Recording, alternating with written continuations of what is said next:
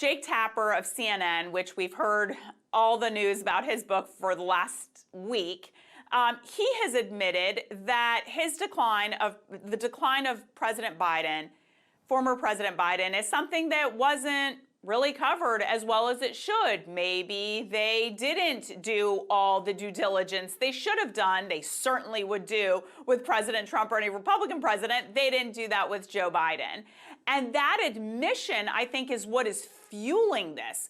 Then yesterday, you have Karine Jean-Pierre, the former White House press secretary, really the main and biggest voice, certainly the highest level of voice of the Democratic Party, coming out of Joe Biden, saying she's now becoming an independent and talking about those types of things. And so I think the timing of this for President Trump was on the heels of a reporter, a very well-known CNN reporter, and even the press secretary of the White House under Joe Biden.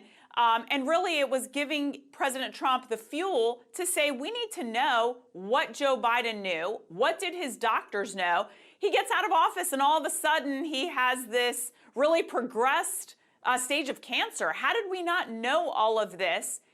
And it's not that he was retiring. He was running actively for re-election. So what was the cover-up and who knew what? I think it's important. I think most Americans want to know this. And so it's not just the White House and the Department of Justice, but it's also the House Oversight Committee, Representative Comer of Kentucky, and they're going to be doing investigations. And he said that he will subpoena the top people around President Biden to get them to say, under penalties of perjury, what they knew and when they knew it.